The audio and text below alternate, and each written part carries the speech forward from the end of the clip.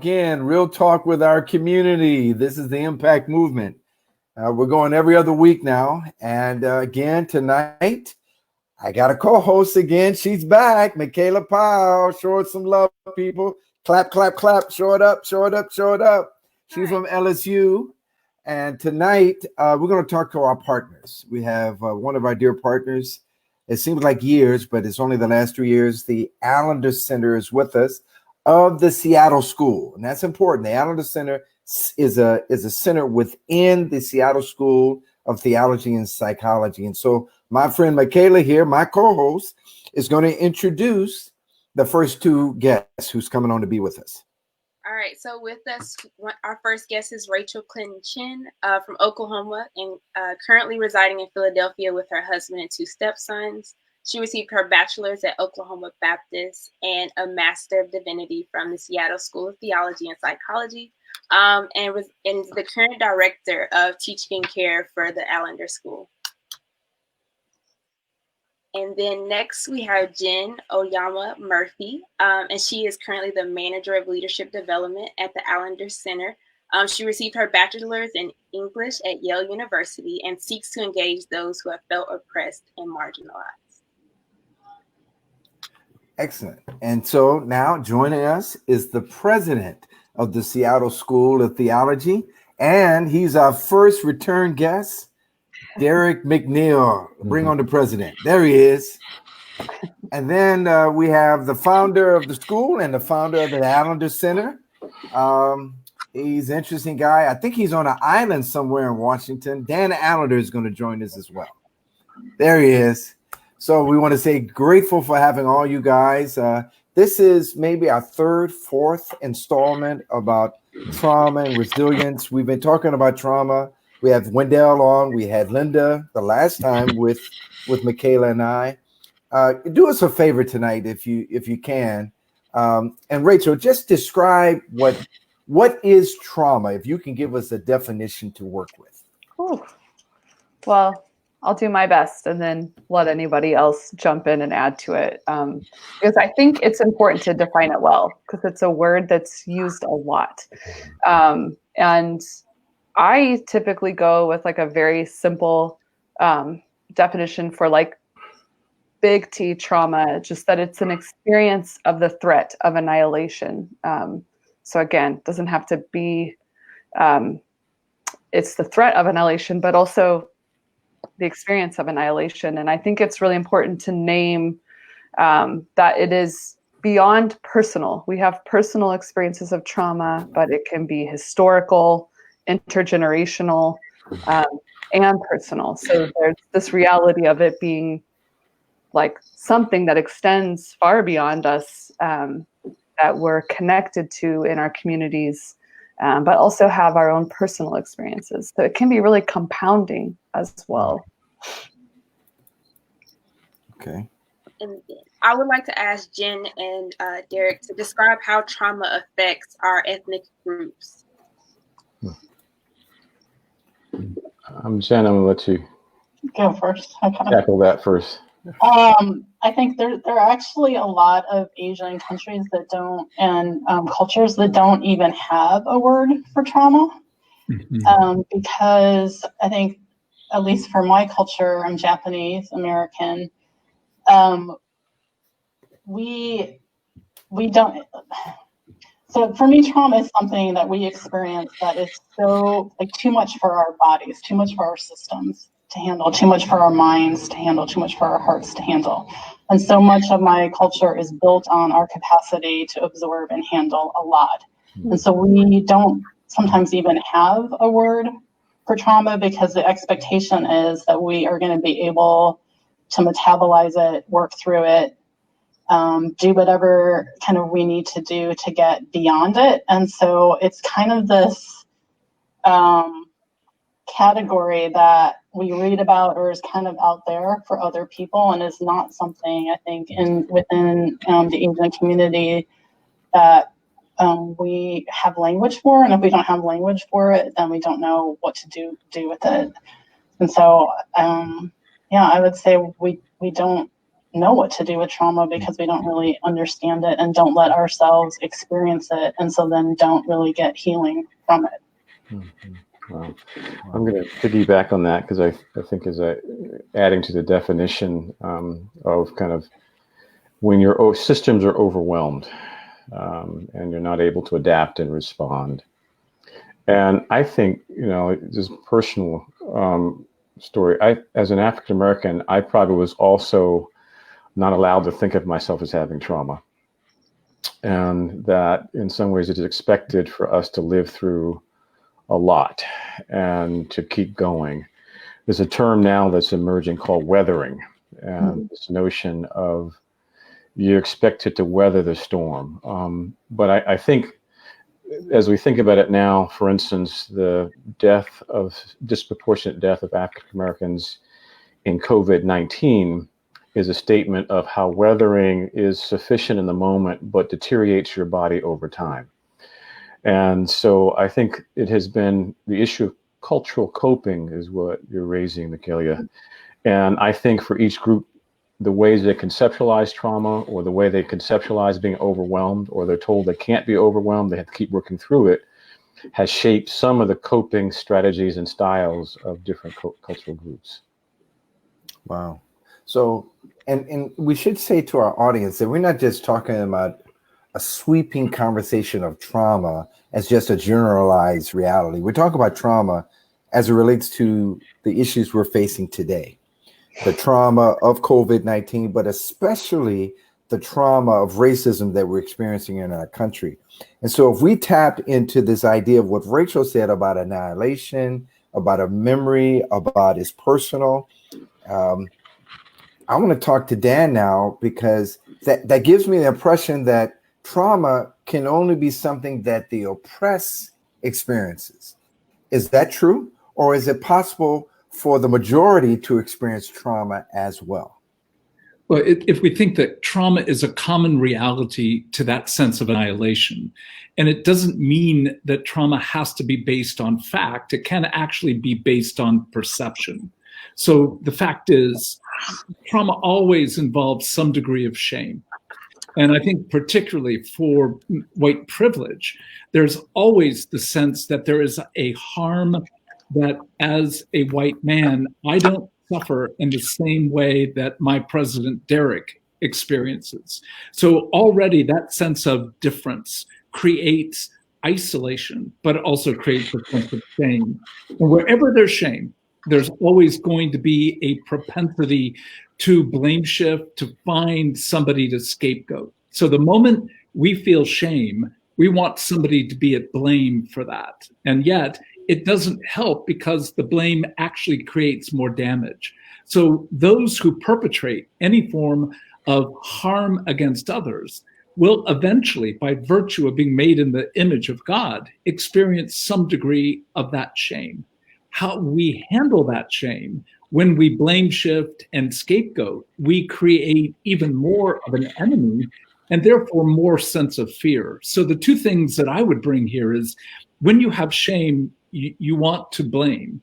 But when you have fear, you want to find some degree of safety. And so white flight, I think it's an intersection of shame and fear that requires a scapegoat, and then a form of creation of a world apart from all sense of difference in order to create a new sense of safety. So what we're looking at with all forms of white privilege is a trauma that is in that sense self-inflicted. So you can be traumatized by others, but you can also create trauma for yourself. Wow.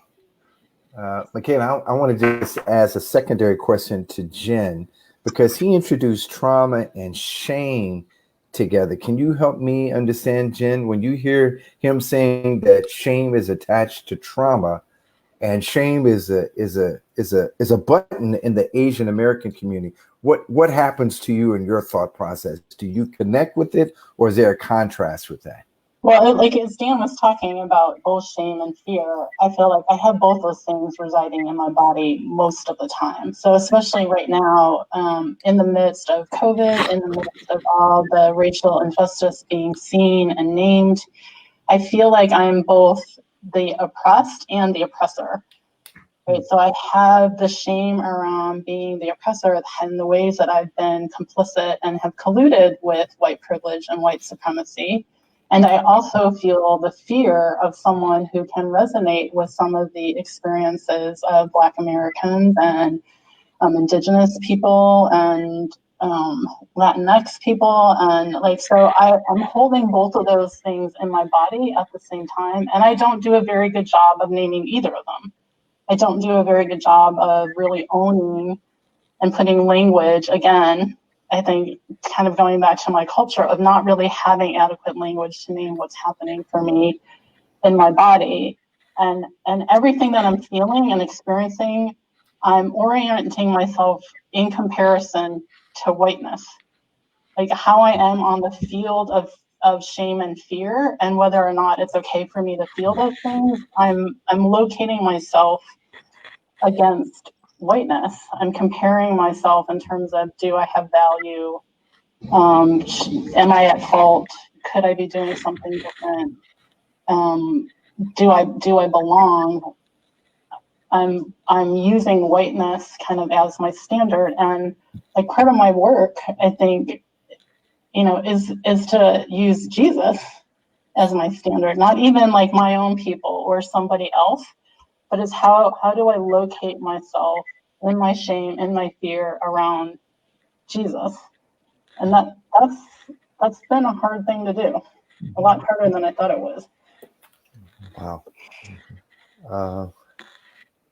I feel like we need to stay with this for a second, because as I hear this, Michaela, about fear and shame, I'm thinking about George Floyd. I'm thinking about Ahmaud Arbery. I'm thinking of Breonna Cooper. I'm thinking about the recent gentleman that was killed running away from the cops. Derek, it feels like there's fear and shame in us just for being Black. Mm-hmm. Mm-hmm. Is that true? Yes, and I think I might suggest that some of our adaptive and maladaptive habits are a mixture of that. Adaptive in the sense of, what I have in my head is my mother moaning and rocking and in church and music. And the ways I dealt with fear has been through music, or it has been through physical activities. It's, this sort of need to play basketball, if you will, to me is some degree of trying to relieve my body of both its terror and its shame. And there's also, I would say, as a young Black man, I felt this more strongly, the desire or need to outwork white people to avoid shame on me.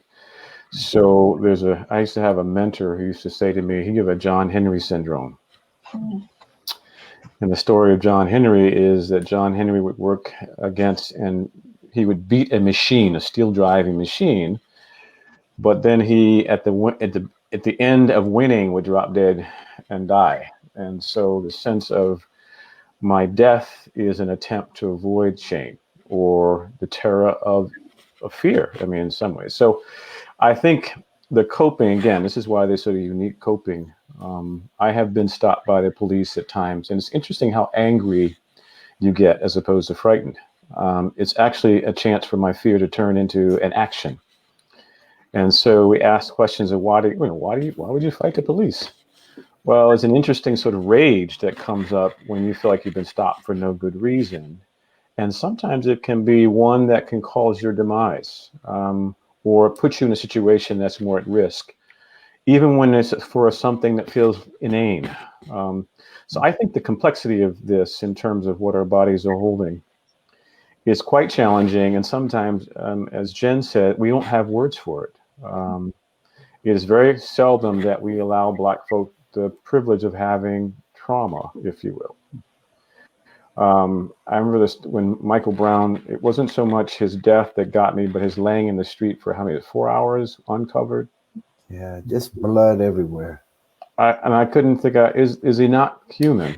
And I think the other challenge for me in terms of, say, a George Floyd or Ahmaud Arbery is it's hard for me not to practice.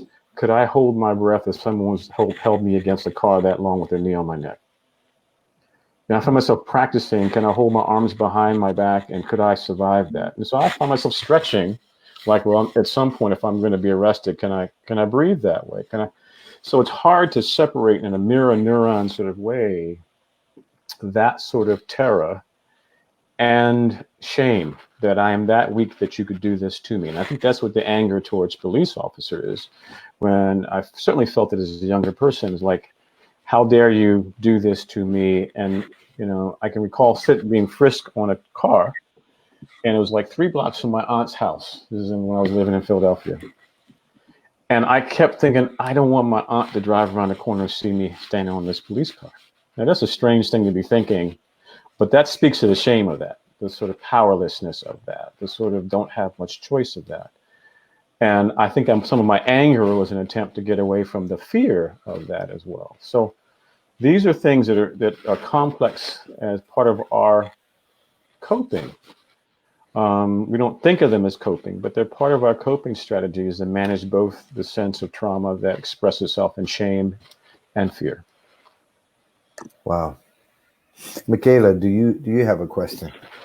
Miss Rachel, I listened to the podcast that y'all did on the Allender Center, on the one about white supremacy, and you talked about how we have been sharing a gospel message that has been sifted through whiteness, or where you talk. I think one of the other members of the podcast, he talked about the Black woman who is mourning, not wanting to lose the image of a white Jesus, which is something that I have found myself having to do, that also struggling with.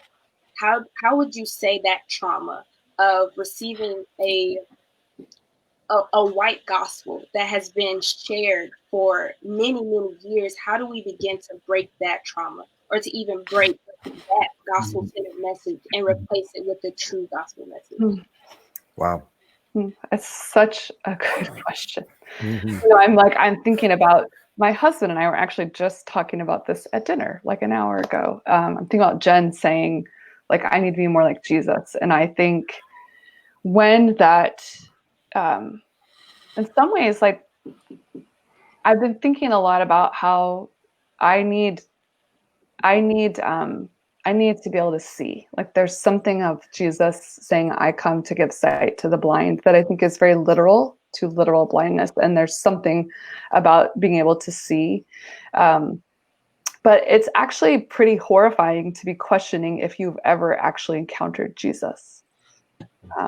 Who is Jesus? And to have to realize, I think, so much about whiteness being tethered to Christianity and the varied ways that that has impacted and all the things that come with that, is this constant centering of the white experience, even in the way scripture is interpreted.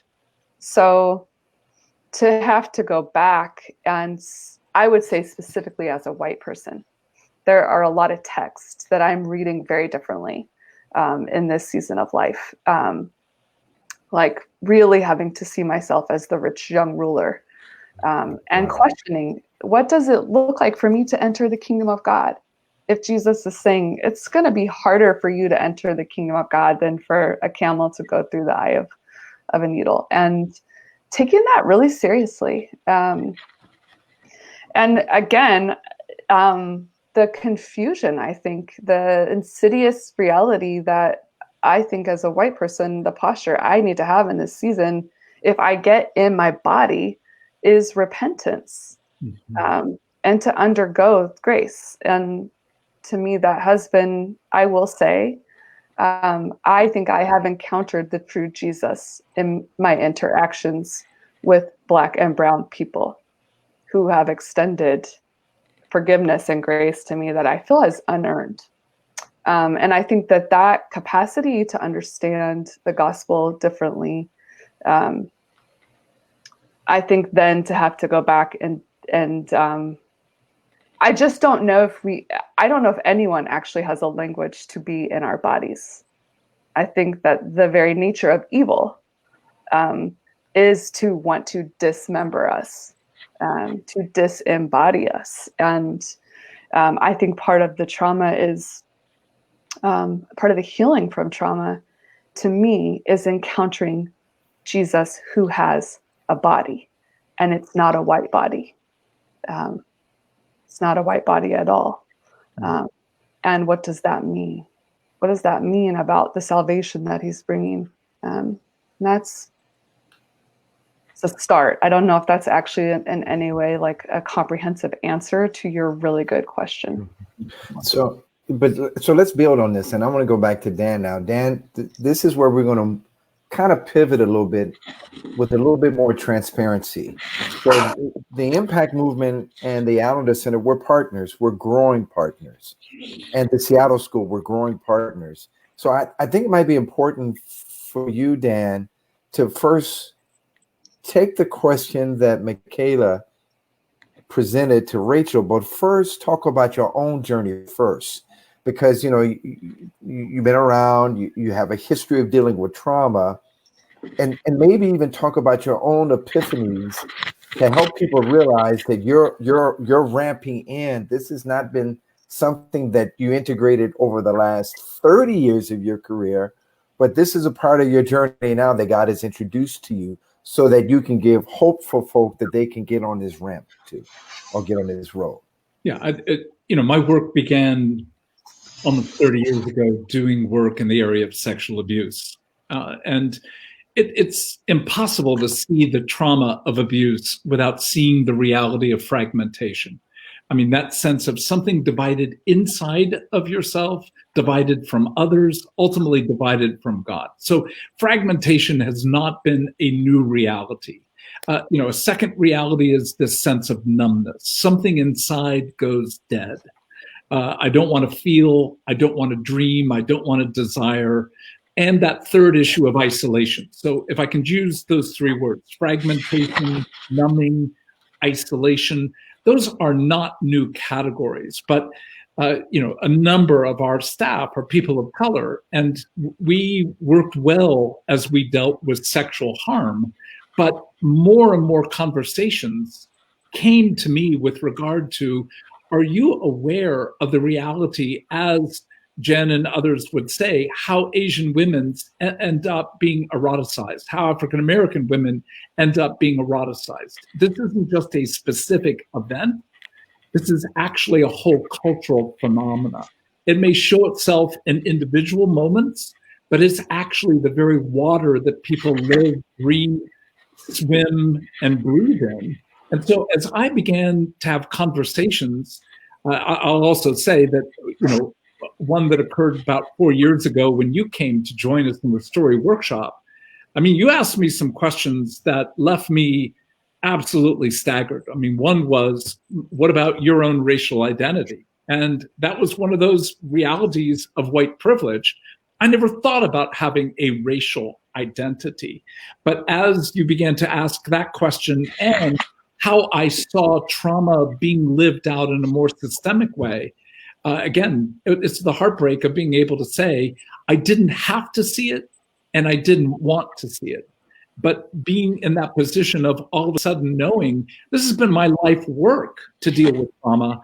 And I've also chosen in many ways to allow my own heart, mind, and body to escape levels of trauma that were not personal to my own experience, but were actually deeply personal to my dear friends. So I think that was at least one of the openings that began to help me see, this is a blindness that at some level is cultural, but also deeply personal, in that the cost of beginning to face it meant I not only had to look at my own white privilege and white supremacy, but then I had to begin to engage this publicly, in the settings I'm allowed to teach in, and in friendships where there is this, in one sense, desire to make it somebody else's issue. It's not my issue. I don't really see it. It's not really my experience. But those are some of the moments of being able to go, how can I have the integrity to step into the work that evil has done for the sake of redemption when I won't look at the profound effect of trauma in the lives of not just friends, but of a whole culture group. And what makes it harder is a lot of my work began with indigenous people in Alaska, with Aborigines in Australia. So it's not that I've not addressed racial issues, but dealing with it in my own world and my own country, to look at the level of betrayal and just to know the history. Like until we began reading, thinking, I had so little understanding of like black codes. I mean, the idea that lynching is a form of terrorism. I mean, things that are so obvious to me today, I look at from even 5, 6, 7 years ago and say, I just didn't get it. And at one level didn't want to get it. So in some ways, Michaela, I know you're going to go next. In some ways, then you get how white people in general can be aloof to the whole issue and just not even pick up on the signs of how people of color are living in trauma in this society and not even aware of it. Is that true, Dan? Absolutely. A friend of mine asked me a number of years ago, when you get on an elevator, what do you think of when you get on? And I said, what floor I want to be on. And she said, that's not what I think. I think about who's going to be on that elevator, who could do me harm. I traveled to a small little town in Iowa with one of our staff, Wendell Moss. And the experience of being in a small, very white community with an African-American man and seeing the level of terror, just absolute fear he experienced at different times, it was one of those awakenings to go, I do not bear the same risk. I do not bear the same threat. I don't bear the same trauma that he does on an everyday experience. So when I asked him the question, what do you think of when you get on an elevator? His response was the same as that woman. I have to make a decision as to whether or not I'm a threat to them or perceived to be, or whether I will be threatened to get on the elevator. The idea that all I have to think about is what floor I want to get to is just another way of talking about white privilege. Oh, wow. Wow. And I think that's so interesting that you mentioned that. I was talking to a friend today and we talked about, as a Black woman, what it's like to get on an elevator. Because we're not only thinking as a Black person, but also as a woman. When a man gets on the elevator, we have a trauma as well that plays a part into that, not only being Black, but also being a woman and being in fear of what could happen. And Ms. Rachael, I know you talked about the forgiveness that you have received from your Black and brown brothers and sisters. Mr. Derek, I know that your writings touch on forgiveness and peace. And I know that there are some Black people who feel like they are tired of forgiving, that they are tired of constantly having to be the person to go forward and to always take that extra step. What encouragement would you give them as we see our white brothers and sisters wanting to reconcile or wanting to have that veil removed? How would you encourage us to move forward in that? My goodness, what a tough question. And I'll say it this way, there's a part of my body says, no, I'm not ready to forgive. And part of my decision, knowing that there's only one way forward, and that is to forgive. And so in some ways, it's recognizing the conflict that produces. And it doesn't just conflict in somebody else, it conflicts in me. It's interesting. The notion of forgiveness to me, still, I have not been able to give it without it being earned. And I don't mean earned in the sense of, hey, would you forgive me? But earned in the sense of safety. We've been talking about safety. I still probably need to feel like you can be safe enough for me to forgive you and bring you back close to my breast. Very much different than I can forgive you, but stay over there. And I'm still I can forgive you, but stay over there. And I think for the issue of safety we're talking about, that sometimes there's a forgiveness when I realize you don't understand how you even hurt me, that I still need to hold you off. It's not we have this sort of sense of forgiveness. It means, hey, we come and hug and embrace and we move back. And I still think there's some movement as opposed to a situated position. And there's some ways my body don't feel safe with people. And I can forgive them even their own desire or their own mistake and their error or their missing something. But I still have a certain caution that I'm still working with. And this is where, in some ways, perfect love has not cast out fear in me. So I'll just be honest in that sense. And so I want to say forgiveness with caution and the wisdom of a serpent as we attempt to be harmless in response. Interesting, because this is both the COVID thing particularly, it's interesting. I almost feel with the loss of George Floyd, this is a movie that I've seen over and over and over again. And so there's some numbness, there's some numbness in me with this.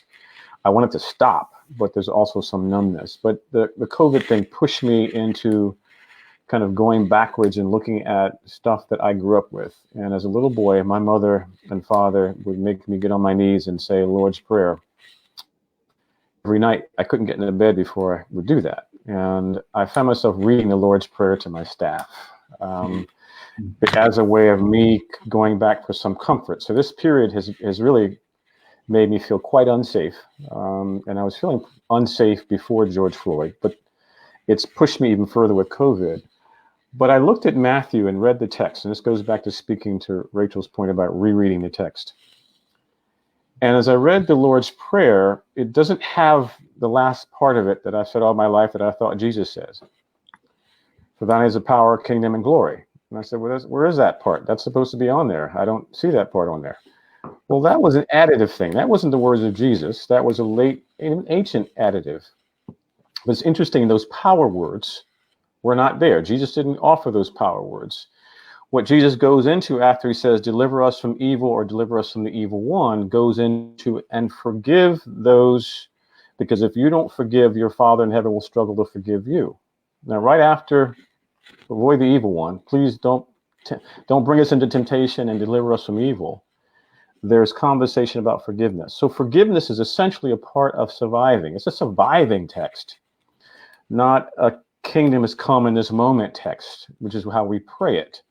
And so in some ways, what Christ is offering us is survival in our forgiveness. That to hold is in some ways maybe to weather, but not to really thrive. And so thriving requires some degree of forgiveness, of letting go, of moving into a different state of relationship. I think that's why we talk about transforming relationships. It is not necessarily because you earn my forgiveness. It's because in some ways I have to bring myself to do so for my own sake, for my own well-being, for my own mental and well-being. Wow. You know, as I listen to this, it's amazing to me how the moment can drown out history. So if we would go back and just dial back maybe like 7 or 8 weeks ago, before Ahmaud's video was released, before Breonna hit the news, before we actually saw life leave George Floyd's body, we're really talking about xenophobia and racism towards Asian Americans. I mean, it seems like things just flip so quickly. And even now, recently, I'm seeing the emerging now of the Native American narrative, because so many people are dying of in the Navajo reality of COVID-19. So Jen, before I ask you this question, we want to hear from our audience tonight. Please, we want to indulge. They're here for us and for you. So if you're on the Impact Facebook page, or if you're on YouTube channel for Impact, please pose a question. Our staff would gladly bring it up for us to ask this panel of people these questions. So please do that. Go to the Impact Movement Facebook page or to the YouTube page for the Impact channel. So, Jimmy, yes? can I say something about follow up, Derek? Please, because then I got a question for you. Right. Go ahead. I love what Derek has written and said about transforming relationship, because I feel like that that is what is going to change us. And the marching and the protesting and the signing of petitions, all those things are good. I'm in no way saying that they're not. But for that type of forgiveness and transformation, I actually need to put my face in front of another face that doesn't look like mine and have engagement. Like it requires something different of me to sit across from Derek, to sit across from Wendell, to even sit across from Susan or Abby, and to have a conversation around, here's where I know that I have harmed you, and I want to be able to talk about that. And here's how I have experienced you harming me. That requires something different of me and my body than marching down the street or signing a petition or putting something up on Facebook. And again, I'm not saying that those actions are bad or wrong, but they are moving us towards something different than I think transforming relationships move us towards. I mean, I've been thinking about 1 John, and it says that we know who Jesus is because we got to feel him and touch him and see him and hear him. I feel like I want to know who Jesus, the real Jesus is, not the sanitized, blonde hair, blue-eyed Jesus. In order for me to experience that, I'm going to have to sit with people and let them see me and hear me and touch me. And I'm going to have to earn, kind of what Derek said, earn the trust where they will allow me to do the same thing. So again, I like that the big social justice movements that are happening are necessary and real. But if we only do that and we don't sit down with the people we work with or the people we go to church with or the people in our families and start having those real down and dirty conversations that can lead to transformation and forgiveness, and then I think we've missed something of the power of the cross and resurrection, honestly. Mm-hmm. I want to call that a catalytic. It's a catalytic moment, but not the end of the work. It is something that's pushed us out of our old scenario, mm-hmm. and unfortunately, people died to push us out of our old scenario. It's not enough to just be pushed out of our old scenario. We have to engage the work long term, and that's much more of a relational task. But again, I think this is where history and not knowing has hurt us. I had the privilege of working with Mrs. King and James Orange, and they taught me the 6 steps, 6 principles, and 3 evils that Dr. King used to do when he would do his movements. And it's interesting, what you're talking about now is very much a part of his strategy. Demonstration was just a move of chess. It was never the end game. It was an idea of how we can confront and love people who hated us. But the strategy was to impose change. And what we need to do, and I think some of the people organizing this are probably have some of these strategies in mind, but the greater masses need to engage this, to understand that it's not just simply what Jen is saying too. There's some structural and some cultural realities that we've got to shift, because this thing is 300, almost 400 years old of us dealing with this. This is not something that just happened after FDR. I mean, this thing is going back centuries for us. I wanted to pose Jen, but I'm going to save this, Jen. Michaela, go ahead and ask your question so we can tip into that world. So a lot of times we hear people recognize racism as a sin, but a lot of times we fail to recognize that there is evil in there as well. So how, Jen and Mr. Dan, how would y'all recognize or contrast evil and sin? Wow. Again, what a huge question. But let's just say that, the nature of sin, Jesus talks about in Matthew 5 as lust and anger, or the language that seems like hyperbole, but barely even gets to it, adultery and murder. So the nature of sin is always a kind of absorbing and taking, a stealing, but also then a violence against, a form of murder. But you have to ask, in one sense, who energizes, who creates something of the foundation for sin in that way to play itself out? And again, I'm sure there are differences even on the panel, but my own sense of cosmology is there is evil. Oh, there is evil. And it's not just a force, it's an intention.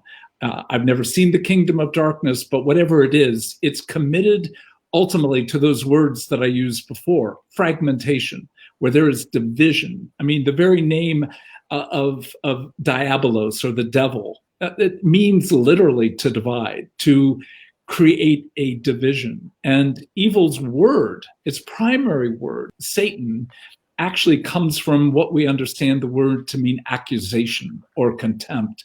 So when we look at the nature of evil, it's always working to divide, always working to create an inner deadness, and ultimately a commitment to isolation, so that you in one sense go into your own world without being willing to engage the worlds of others. So if you actually take evil seriously, then it's not a externalization of what's happening inside the human heart.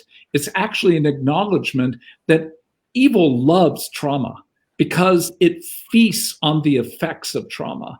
And will wherever there's trauma, evil will be present, spreading lies, creating division, looking to create that inner deadness, and ultimately to make it seem such that you are alone and you will never have true communion and community. So if we can understand that sin, of course, is involved in racism, but there's a larger entity, and it doesn't want it seen. I mean, that's the very nature of evil, is it does not want its structure to be exposed.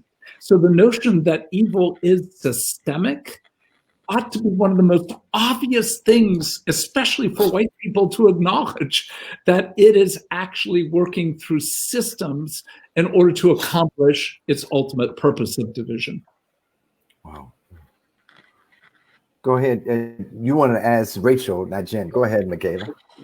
Yes, Rachel, will you add to that? Well, I mean, I don't know if there's much more I would like add to Dan's nuance. I think the Apostle Paul has a lot of language for this framework as well. This sense of the systemic, as it's wired with the personal, this power of sin and death that Jesus actually comes to liberate us from, and that work of sanctification, that is a lifelong work to, in some ways, unbind, to loosen, like that power of sin and death's hold on us. So that's a very abstract, way we talk about this. And so it's just where I go, well, what does that actually look like in our life? What are the powers and principalities that are made up of people and systems? And to me, it's just, one of the most wicked and insidious realities of white supremacy and whiteness and its impact on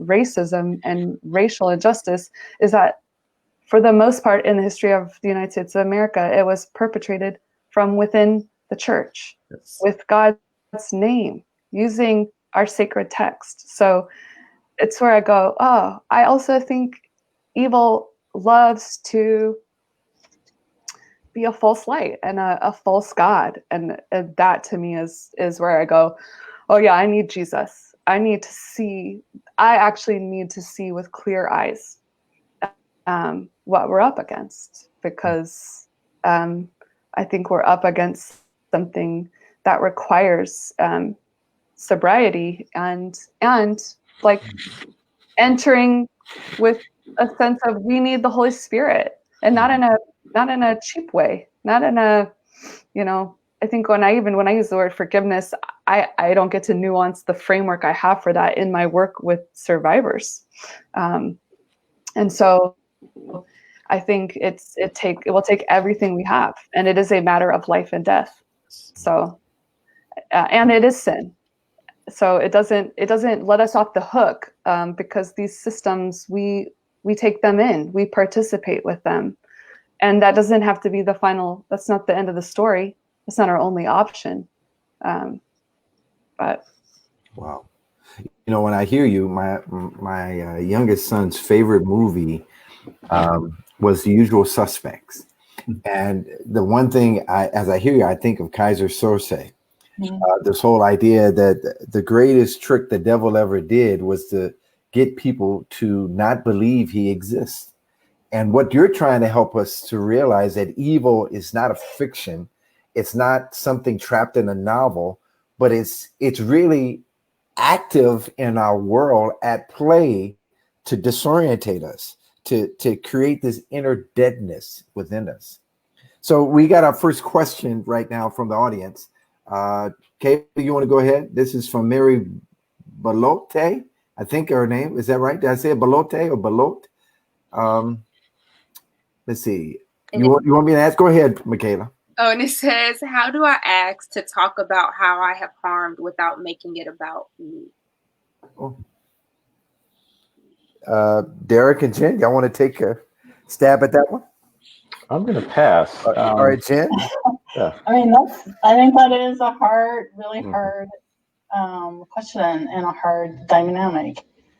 You know, I think, to be honest, like a lot of times when I want to talk about how I've harmed, what I actually am looking for is some sort of absolution, right? That it is about me. I'm not, I'm wanting something in return. It's a transactional, not a transformational conversation. I'm coming to relieve my guilt because the friendship feels uncomfortable or the relationship feels uncomfortable. And so I'm wanting something in return from the person. So, and I honestly, I don't know if I have a good answer for that. Like, I don't know. Go ahead, Derek. Well, let me add my answers, probably because I didn't know how to take the question in a little bit. And I'll say that now, I hope that's not hurtful. I think this particular moment is about self-exploration. It is not about how do I rescue somebody else at the moment, but who am I? What has shaped me? What has in some ways shaped the way I view myself and my interactions with other people? So to some degree, there's moments when I can ask the question, how do I take care of you, that I actually avoid what's wrong with me. And I actually need us at this moment to say, what's in me that shaped me this way? And not even for me as someone who's European American, but for me as an African American male.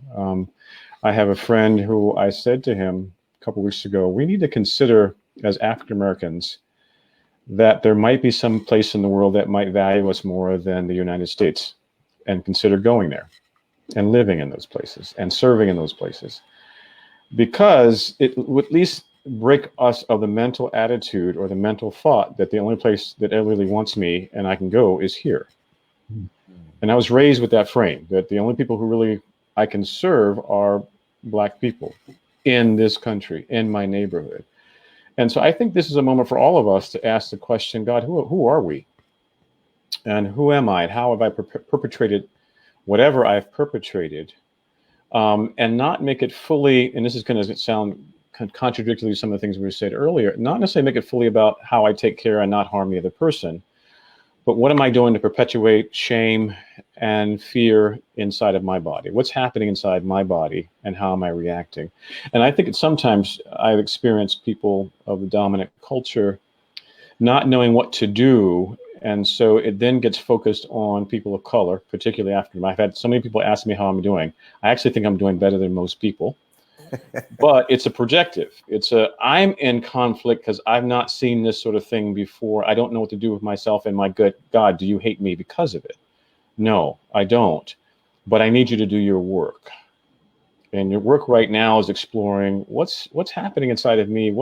How have I not seen this before?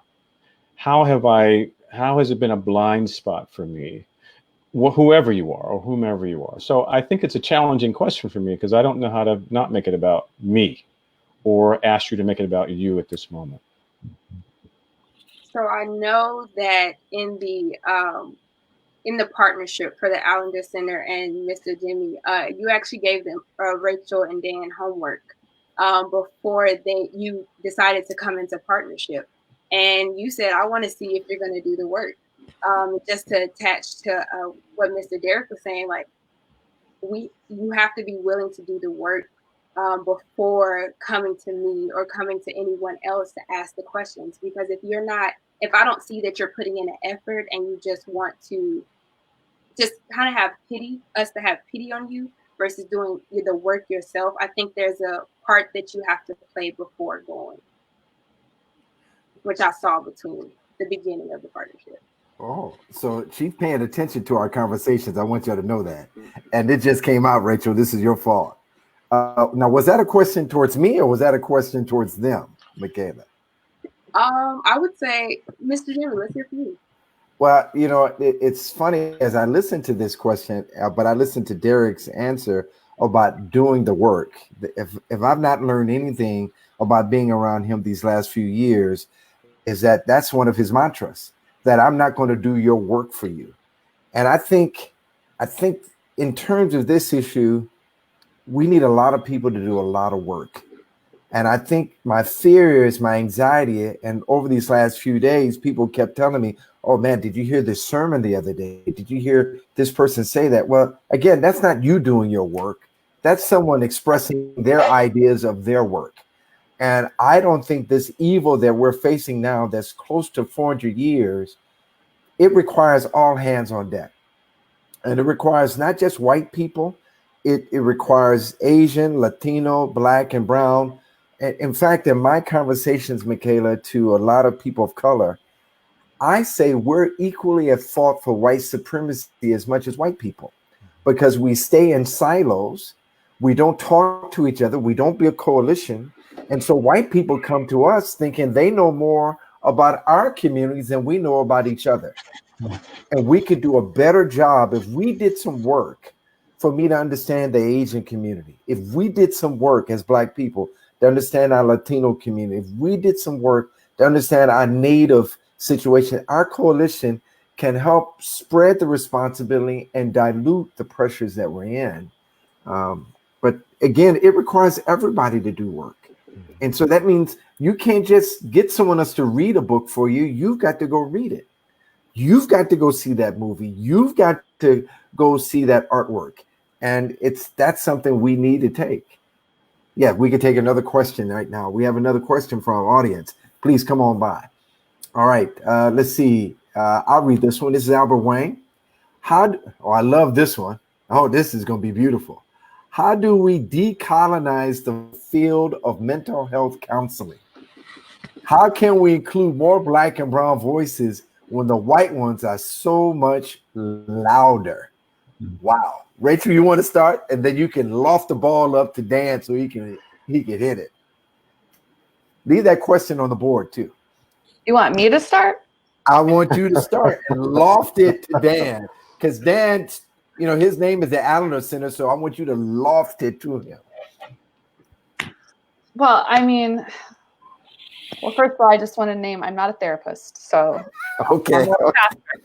But I'm glad to attempt this because I think I'd say the same thing to pastors and spiritual leaders. I mean, I think, Albert, also good to see your face on here in this, even though I know I'm not getting to interact with you. First of all, it's really hard when the field of mental health has been formed through a very particular lens. So I think in part, I would say what we're doing right now, partnerships, entrusting other voices and other people who share how they're contextualizing, decolonizing, dismantling, and also rebuilding. I think Resmaa Menakem has done this work really beautifully in My Grandmother's Hands, and taking trauma studies about the body, but helping it actually do work in a totally different context. And so I think, as hard as it will be for a lot of white people, we need to be discipled, and we need to learn from other people who are experts in their lived experience and can actually help us see what we can't see, the imagination that we lack. I keep saying this, and it's scary, but I don't actually think any of these realities can be, I think white people can participate in decolonizing things, but I don't think they can necessarily lead it. Dan? Well, I know Albert. I had many lovely conversations with Albert in class. So one of the things I would say is having a voice like yours, Albert, speaking and inviting people like me to be quiet and to actually learn, to actually be quiet enough, long enough to listen, and then to be able to be invited to a dialogue. I mean, there's always work to be done on the parts of white theoreticians, white speakers, etc. And if there's not a stance of being a learner, then you already know that in many ways that person's been colonized and also colonizing. So if there is a lack of humility, a fundamental defensiveness is always a byproduct of that sense of shame and fear, and it's also a high sign of white privilege. So wherever somebody is either guilty or defensive, they're not listening. So that openness is the invitation that we know we need to be decolonized, but we also need to be clear where our own blindness has invited us to pathologize what is not white.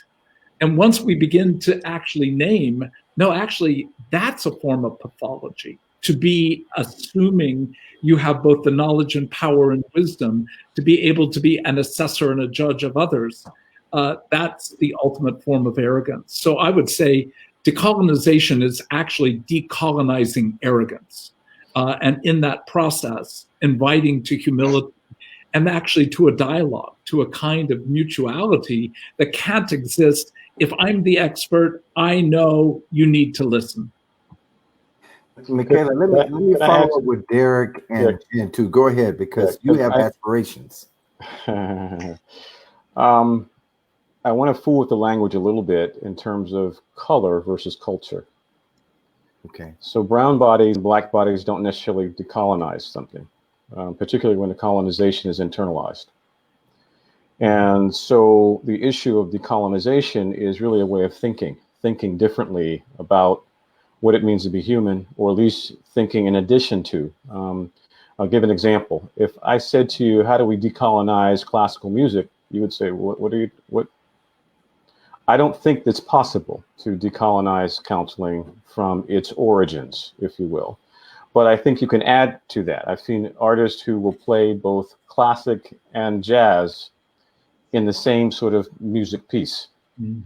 And so the question is how to expand our capacity as opposed to how do we pull something out? Because I think to decolonize something in this sense might be to extract maybe the guts of it to the point where it may not be useful. And then the other question is for us is what of listening is a human endeavor, but the coping strategies that I offer you as a counselor may be very culturally bound. And so to listen to you, to hear you, which I think is the heart of the work, we may not be talking about a need to decolonize listening, but we may be talking about how do we in some ways engage treatment, if you will? How do we think about the coping that I offer you, or even the frame? Or how do I understand the depth of the stories that you tell me when I'm listening? How do I understand the sort of nuances that aren't? And so I think sometimes we've got to ask the client to help us understand their world and their cultural frame, and even their coping strategies that we may not be our coping strategies, but may be very useful for them. And some of those are going to be more collectivist. We haven't talked as much about the resilience aspect of trauma. But the issue of resilience is really the issue of people. And I'll say people. So Dan talks about isolation and shame. Well, three things in resilience. People, some degree of practice that has to include your body. If you don't eat, sleep, drink well, I don't care how resilient your mind is, your body will deteriorate and your mind won't have a basis by which to do its work. And the sense of purpose, the sense of who am I and identity-wise and purpose. So I think people. And how do we engage people in their work, not isolate them individually to do work with them, but how do we include their relations, their families, their members into the sphere of the conversations we have with them, recognizing we ask them only to be individual health, that we're in some ways asking them to betray the people who would cause them or allow them to be healthier in their context. So that's some ways to fool with it.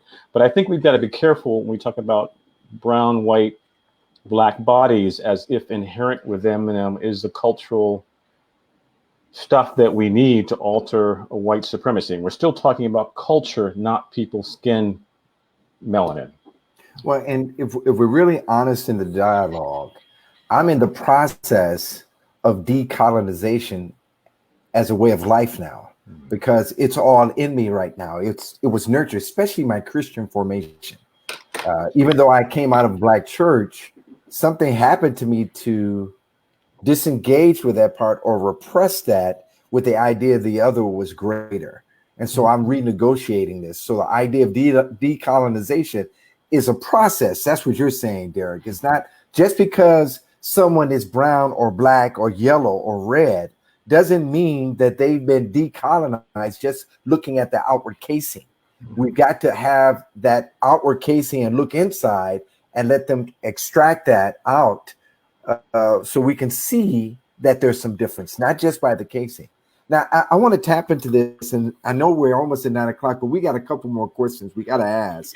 For the audience, you got us. But Jen and Derek, I think this question that Albert gave really lends itself to your dreams in the Seattle School and the Allender Center in terms of people of color. So now I want you to begin to talk about your aspirations when he talks about getting more people of color in the mental health space. What's your aspirations, Jen? And then Derek again. And then I got some questions, one more for you guys. Go ahead. Mm-hmm. I think one of the aspirations for me is to provoke hope, right? Because I think some of the way that evil tricks us is to kind of masquerade as normal. So we have all these systems and structures and ways we understand theology and psychology that kind of tell us that a white, Western, European window of tolerance is normal.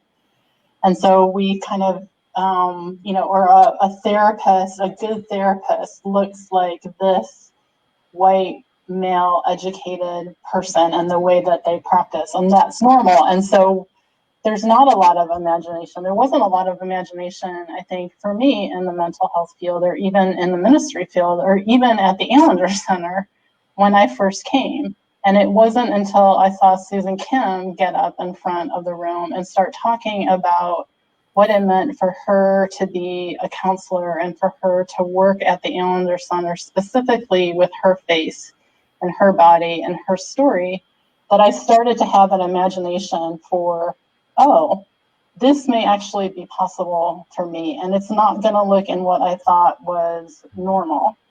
And then I started to lean in, and I think having that, the image of Jesus through the different people that we see in front of the room teaching, through the different people that are facilitating our groups, is really important. And so I have the hope and the imagination for us to develop and train more and more facilitators who can be a part of the Allender programs, who have Black and brown and red and yellow faces and bodies. And I think we're starting to move towards that.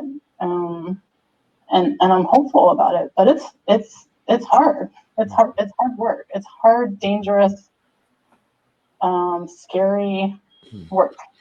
I'm not gonna lie, it is.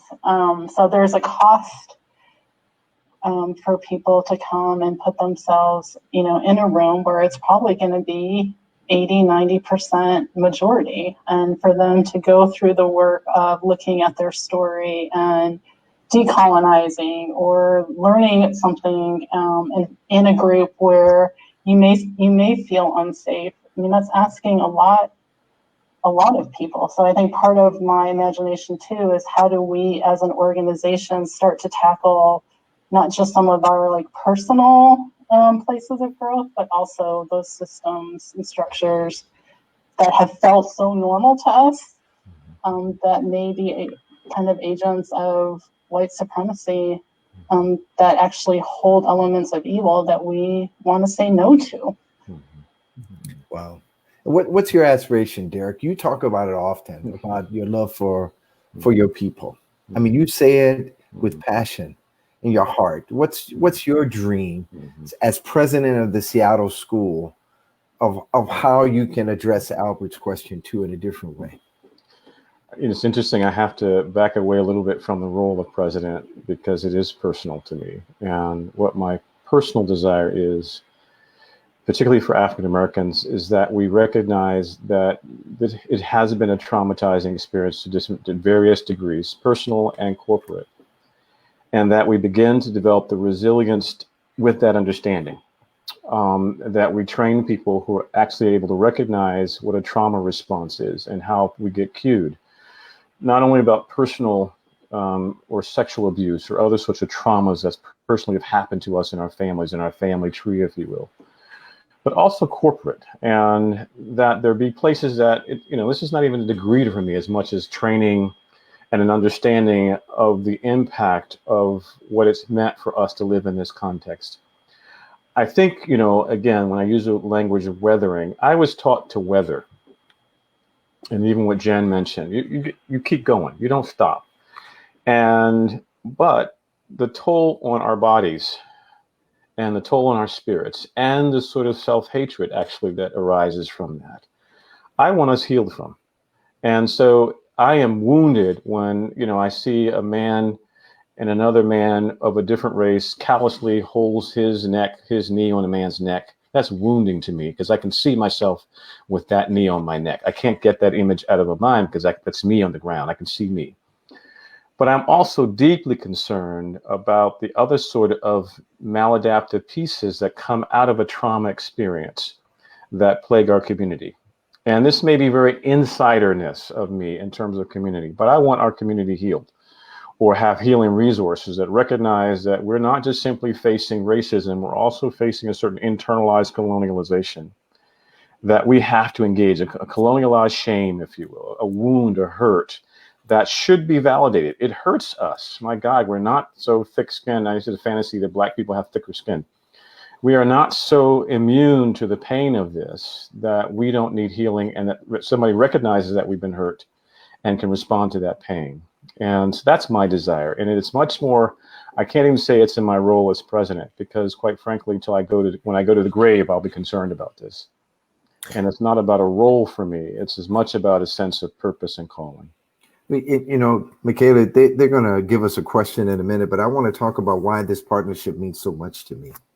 It's because in the impact movement, we care about Black students like you, Michaela, graduating and thriving and using your experience and impact at whatever university we're involved in to as a launching pad for the future.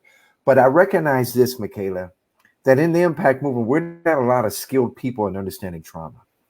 And our deepest desire is to build a friendship with this organization that they will come alongside us in serving you and also serving our students, because our staff, because if our staff don't begin to engage the trauma that they have, they can't be any use to you. And so our hope is that there'll be some healing in our discipleship, a recognition and not avoiding this idea of evil that's present.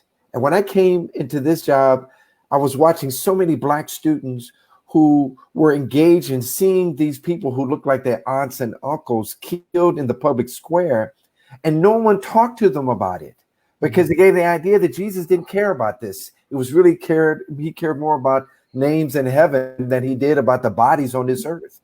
And this partnership is to help you reconcile that Jesus can love you and live comfortably in your Black body. And there's a redeemed Blackness that needs to be expressed in our society right now. And I think that's why we need this relationship. I want you to hear that from me. And that's why I have a friendship with all four of them as well.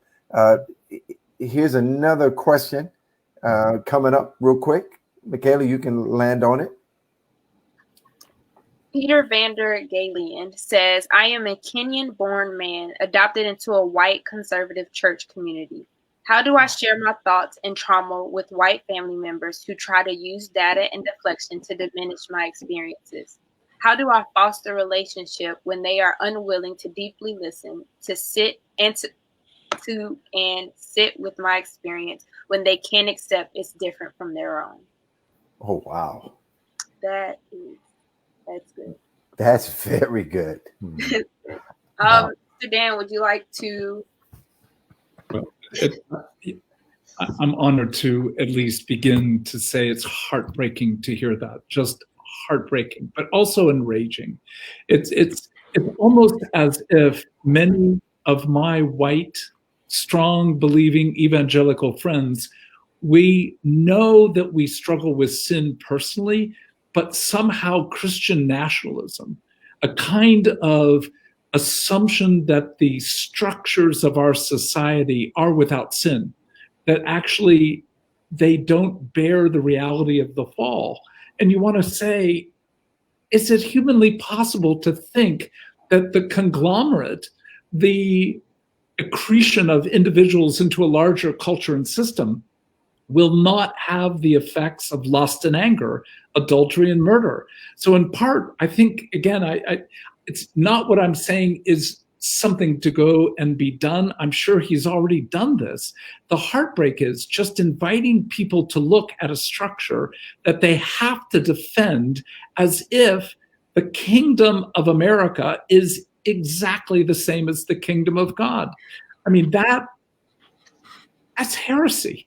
I mean, it is absolute presumption to think that America is the kingdom of God. So simply to invite looking at the reality of sin and the place of evil in culture is an invitation to actually take seriously what I assume to be a commitment to understanding the nature of evil and the nature of sin. So that would be one way, simply to invite them.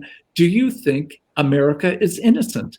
Do you think the systems of America are innocent? Do you think our churches do not bear any effect of the plot and plan of evil? That is almost beyond me to even comprehend how someone can hold those views. But I think that the core reality of being able to say, being young versus old, you're going to be treated differently in this country. Whether you have black or brown skin, you're going to be. To actually think that's not true is such a level of denial that you have to wonder, what are they committed to keeping that they are afraid to lose? So just inviting somebody to address the question, do you actually think I'm your enemy? Do you think I'm actually opposed to you? I'm asking, what do you need to lose for you to become more of who Jesus is? Because none of us become who we're meant to be without some level of disruption. Wow. And I don't know if that's a mental health question, but Rachel, that's a pastoral question too. He's asking to be pastored through his family. He's adopted to a family that denies his existence or his experience of life in this world. What would you do, Rachel, in that space? I also want to invite Jen to speak to this. She's one of the best pastors I know. But I honestly, it's hard for me to move toward any kind of advice because I just feel the agony of what it would be to just be asking your parents to see your face, to just want them to want to understand you. And as a white stepmother to little boys who have a different ethnicity than me and a different racialized experience than me, I actually know it's my job in my proximity to them, in my love for them, to go above and beyond, to seek to understand something of their experience in the world that is very different than mine, and to have a posture of curiosity and like fiercely. And so I think I more just feel in my heart, I want you to have that experience, and I'm sorry. I think we could talk about all the structures that exist to protect that. I mostly just feel how insane that must, like the insanity and the cruelty it must feel. So I don't know if I have like action steps.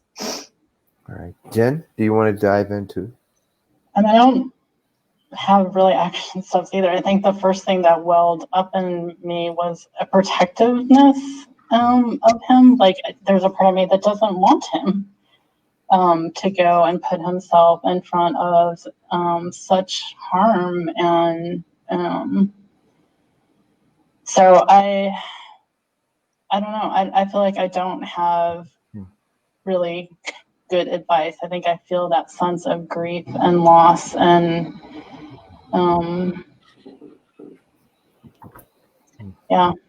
it feels overwhelming.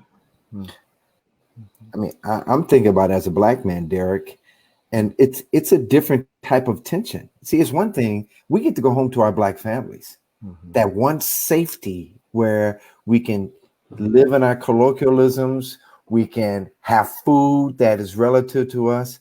This dude here seems to be a foreigner, even in his own home. And they don't even know how to love him fully. This is agonizing. I think, and maybe I'll fool with it a little bit. I think this is the way they hope to love him, is to make him not feel an outsider. And so the question I think that Dan asked, and I think Rachel spoke of, is, my question is he'll have to, unfortunately for him, he'll have to understand what they're frightened of. And the sense of, I find that many conservative people that identify themselves as conservatives are frightened of disunity. That to bring up race and ethnicity and white supremacy is in some ways to de-unify us. So in other words, we'll fall apart, we'll fragment. So again, just talking about shame again, that we then can identify that as sin because it's fragmenting.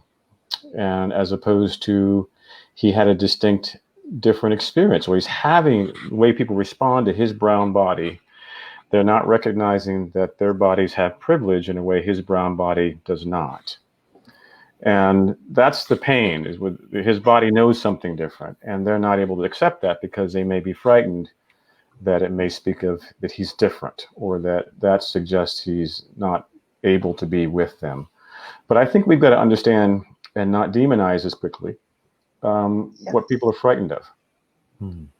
That we sometimes will use a language of, well, they hate us. Well, I'm not sure if they hate you as much as they're frightened, and they're using hate to avoid you. And for us as people who are called to love the hate away, love the fear away, really, how do we understand what people are frightened of as opposed to seeing it only as hate? Because this hate then justifies our own response of fear, annihilation, if you will. And that's a challenge. So I don't know what to say to him either, but to say that maybe not necessarily a way they are hating him, but a way they are hoping to love him, but their fear may turn it into that.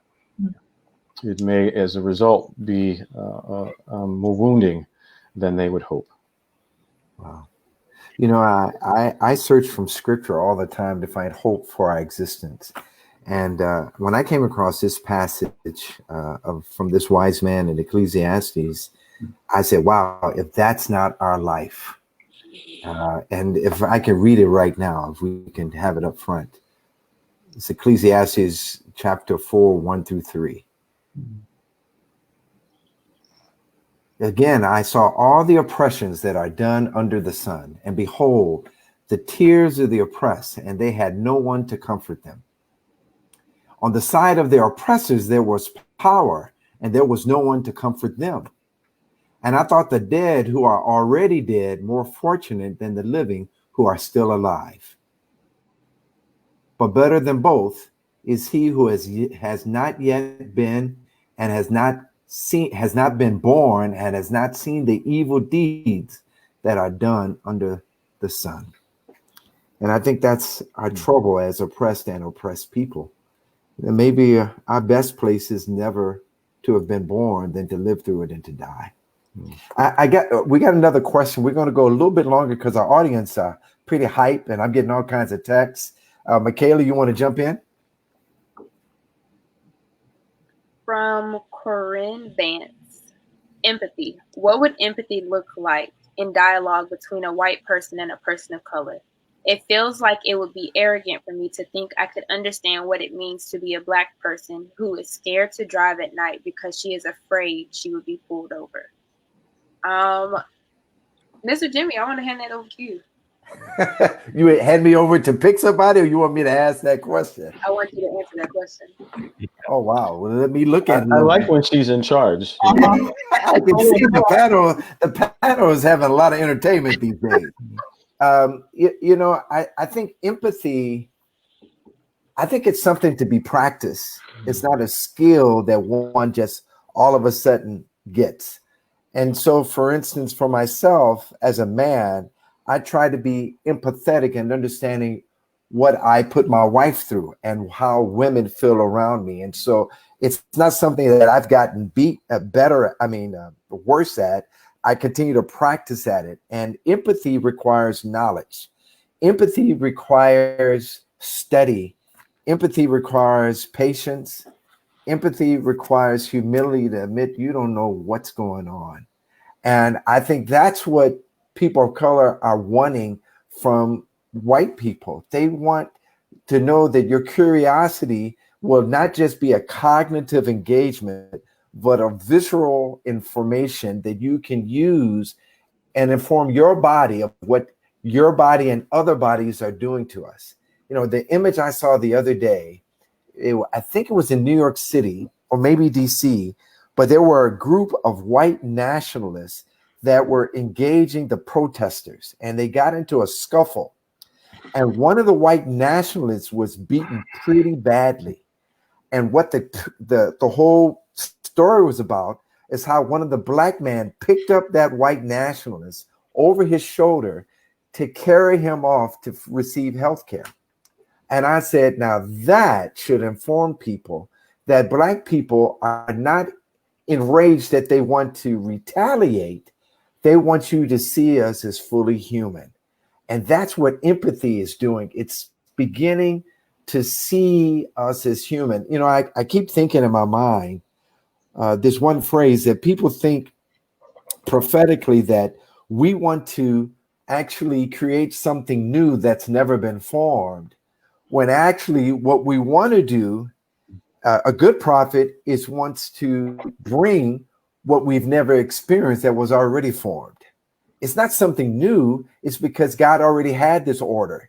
And a good prophet knows the difference. It's not doing something new. It's creating something that was already intended to be, us to embrace one another's humanity. And I think that's the journey that we need to take towards empathy. Now, I got a question for the panel, since she put the whole load to me. One of my greatest fears, and I got one about white supremacy and white fragility, but I want to set that to the side. My concern now is racial fatigue.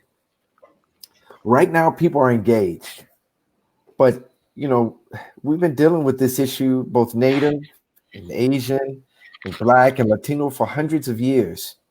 My fear is for us, how do you inform the public, people of color and white, to have the stamina and not have racial fatigue and saying, I had enough, turn the station, I don't want anymore.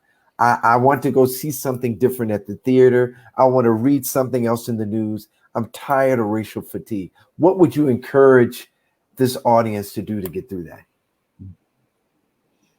I'll start one of you. Jen, you can start. I mean, I don't really know how to answer that question, because I think I don't have the luxury really of turning off the news or putting it aside or not really dealing with it. Like I wake up every day and I have to deal with it. It's part of my life and part of my face and part of my body. And does it wear me out? It does, but it is my faith and my body. So I have to hold it. It doesn't go away. It's not something I can set down. So I'm not really sure if I'm the right person to answer the question. No, you're answering exactly the way it needs to be answered. Go ahead, Derek, because this is your resilience. It's all in your brain now. Go on and give some input from you. You know, maybe it was yesterday. I was reading something, and I forget actually who it was, and I wish I could have quoted, have written it down. But the comment was, we get tired because we lose a sense of purpose, and when it feels futile and it feels we cannot see forward. And I have been tired and then gotten up, and I've been tired and gotten back up. I've been tired. And I know what's important for me to get back up is people. And I said this earlier. I need people around me to remind me that we are called towards something, and that it's not just simply you keep doing something, but that you're called towards something, and you commit yourself to being called to something larger than your own satisfaction. I think that can energize you, even when you have to lay down to sleep and rest. It can still re-energize you to keep going. And I'm appreciative, again, for me, of newly learned practices. I know for keep going, I have to sleep. I have to rest. I need to eat differently. I don't care how energized I think I am. If I'm not taking care of my body, I won't last as long. And so there's physical pieces to this as well. And so I really deeply believe, again, the purpose is important, because then we can make meaning of stuff that feels meaningless. And I think this is something that God is ultimately saying to us, hey, in Christ, or I do all things in a certain way, but in Christ is a certain resilience, because in Christ can make sense of something. How can life come from death is what Christ says. Life can come from death is what Jesus does on the cross. That tells me I can even feel like I'm dead and still feel some sense of vibrance if I'm connected to a purpose. So for me, I think we have to take better care of ourselves. And I love fried chicken.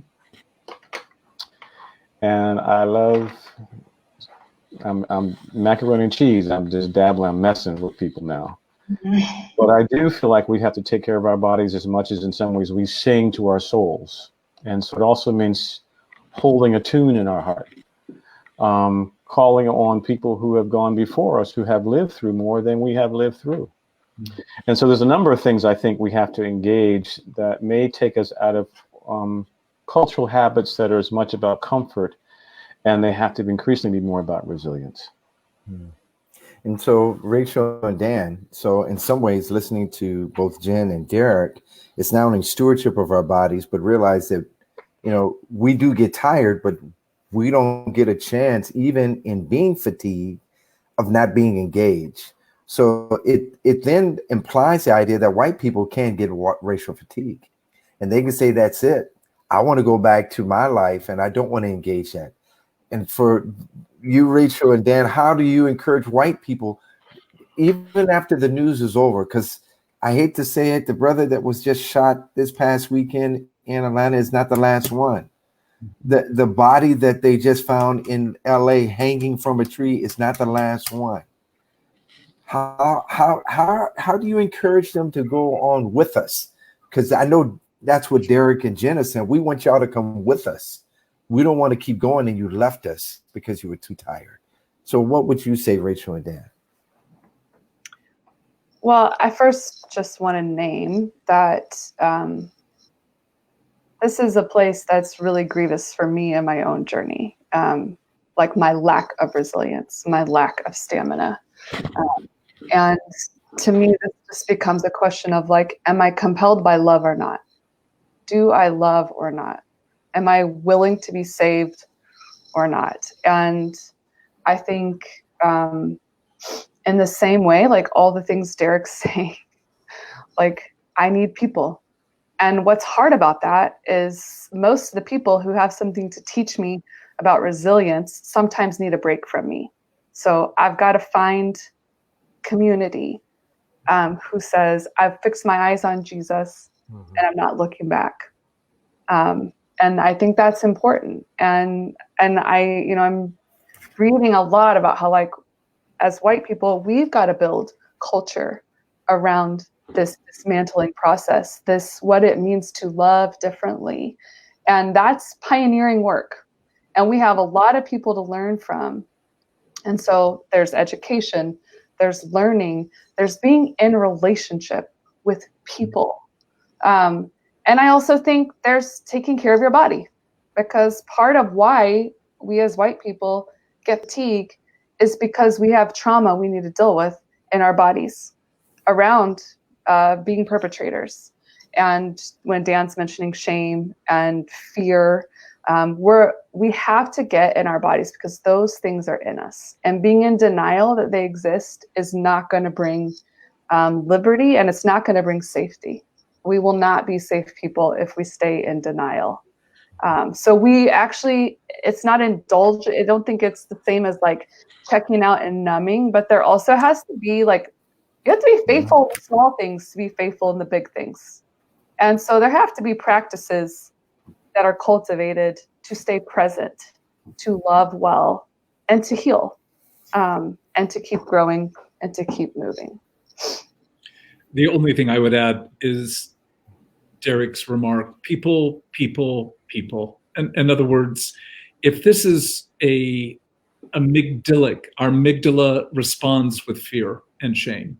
If all we're doing is being activated by the part of our brain that responds to fear, we will become exhausted. And as one friend put it, part of your white privilege is you can step out of this anytime you wish, but because of my face, speaking as an African-American man, he said, I can never leave this. This is part of my life. Every single day I go out into the world, but you can just blend in with whiteness. The moment you make a commitment to addressing this, you better have a community who is committed to helping you grow, mature, suffer, face your own failure without you becoming defensive or guilty, without going back to white fragility. And I can only say, if I wanted to stop moving forward, I'd have to deal with my wife, who would eat me alive. And I mean, I'm a selfish enough man to say, I live with an advocate who's passionate and whose tears and anger terrify me. I can't quit. And you're frightened of her too, to a degree too. It has to be really honest too. All right, we have one more question too. Alexi Resolves asks, how can an immigrant that is white from Eastern Europe who can go to the U.S. because of religious oppression can't? Who can't? Is it can't? I think he came. Maybe. Who came to the U.S. because of religious oppression from the Soviet regime. Oppression. Be an ally to racial trauma here in the U.S. Other than listening, is there something that can be done? See, this is why we're co-hosts. We help each other. Thank you. Exactly. You're right, Michaela. That's it. Any of our panelists, you want to jump in? I don't want to pick. I got 4 to pick. We got 4 to pick. Go ahead, Derek. Just quickly, and this will be hopefully it'll be the last thing I say this evening. But I think I recognize the oppressed people recognize oppressed people in an internal way, and so it's partnership. I think this is why, in some ways, I want to be careful in the United States when we talk about oppressors as being white, as a skin tone quality, because we conflate culture and race here in this country, and that's not the way it is globally. It's not conflated in the same way, which means we may turn allies away because they're of white skin and not see the value of allies because they have a cultural experience that might not be that dissimilar in terms of oppression than your own. So I think this, there's a 2-part to that. One is find partners if you can, and the other is please be partners. Be open to partnership with people who felt and understood oppression. I think one of the insidious things that's happening right now in this country is that we cannot partner, poor people cannot partner with other poor people who happen to be of a different race. And if the society is suffering at its most, it's probably poor people of color, but we have a hard time connecting with each other because race is confounded in a certain type of way. So poor brown people, poor black people, poor white people poor yellow people. We need to, in some ways, encourage movements where those folk can get to each other and not be stifled by racial oppression, if you will. So I think there's more complexity that we have to begin to unearth in this country, and begin to, in some ways, find allies in each other in our experiences, not just simply our sense of rejection about skin tone. And I think sometimes you can say, oh no, that's a very white person in a white body. And I mean that in both ways, a double. But recognizing that a person's had an experience that would understand mine, and how do I partner with that person? Yeah, you know, I took students to the Balkans. Actually, I was over the program where we went to help people see white on white ethnic violence between the Serbs, the Croatians, and the Bosnians. And I had them first land in Munich to see that connection. And I think you're right and spot on that if they can leverage the oppression that they came from, that can give them the sense of vision to engage the oppression that they see in this country. And I think there's hope for that. I mean, there's a strong relationship between Jews and Blacks because of that, because the oppression of the Holocaust allows them to see the oppression of us in this country. And we have built bonds over this, you know, over centuries. Our inspiration in slavery was the Jewish text. I mean, and so I think there's plenty of hope. Well, Michaela, you want to say some thanks to some people and then I end afterwards? We would love to thank everyone who tuned in on YouTube and on Facebook for being active in the comments and for asking questions. We thank y'all for joining us, and we hope y'all see us again in 2 weeks. And I want to thank my partners, the Allender Center at the Seattle School, a partnership that we welcome and we need today. And to our audience today, and I think it's a large enough that I want to encourage you to think about contributions here, because we did create something in between. Something that neither one of us had out of our own arsenal. And we did this before, called Race, Trauma, and the Gospel. But in the meanwhile, we cross-pollinate between trainings, between both groups. And if you desire to make a gift for some of the Impact staff to participate in the Allender Center, or for an Impact staff to go to that graduate school, I want you to consider giving a gift to us. And we would designate it for these people. Or if you want to contribute to the Allender Center coming to the training of the Impact movement, I want you to consider that. Both of us are nonprofits, and both of us have web pages that you can go to support our efforts. But I know this, I know the Impact, if we're going to grow and we want to build strong students, we're going to need partners like the Allender Center to be with us. And I mean this out of my heart. I love Derek and Dan and Jen and Rachel. You are our family. We welcome you, and we're very grateful that you allow us to be with you. And thank you tonight for being with us. So good night. Thank you. You're a family to us too. I'll just say that here at the end. You're a family to us too. Thank you.